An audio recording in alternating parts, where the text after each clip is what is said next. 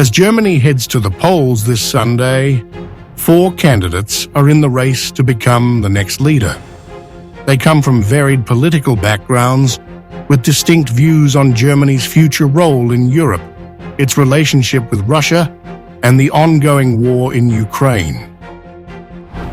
Olaf Scholz, the current Chancellor and member of the center-left Social Democrats, SPD, has supported Ukraine throughout Russia's invasion.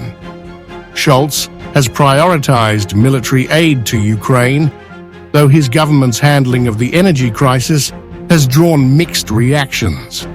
Scholz's approach to Russia remains firm, advocating for a strong European stance against Moscow, despite the challenges of his coalition government.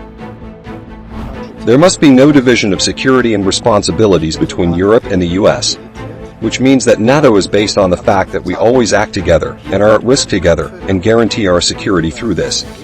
And that must not be called into question. We must keep that in mind. Friedrich Merz, leader of the center-right Christian Democratic Union, CDU, is the leading candidate in the polls. Merz is known for his tough stance on migration, but his foreign policy approach has also been notably critical of Russia's actions in Ukraine. He advocates for stronger sanctions against Russia, aligning with NATO's position, and has expressed support for bolstering Germany's military presence in Europe. He has often bashed Scholz for his inability to represent Germany.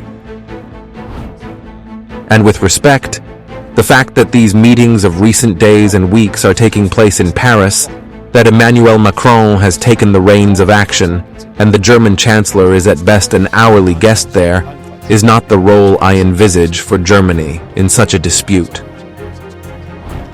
The Greens candidate, Robert Habeck, is Germany's current Vice-Chancellor and Economy Minister.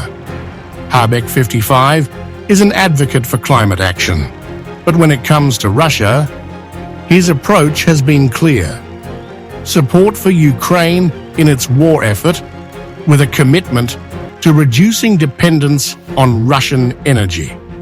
Habeck's stance on Russia has been marked by his leadership in reducing Germany's reliance on Russian gas and his support for EU sanctions against Moscow.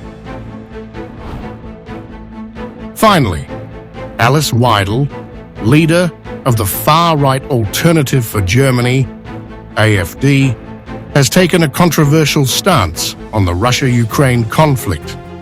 Weidel has been openly critical of the West's handling of the war, questioning the extent of Germany's involvement and calling for a more neutral stance in the conflict. The AfD is known for its pro-Russia sentiment, often advocating for dialogue with Moscow and questioning the effectiveness of sanctions. With us, there will be no financial aid to war zones, no financial aid to Ukraine.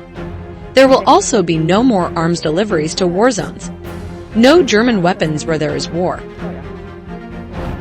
With a range of political views, from pro-Ukraine support to calls for a shift in Germany's stance on Russia, the upcoming election will shape the future direction of the nation's policies on war, defense, and Europe's role in global geopolitics.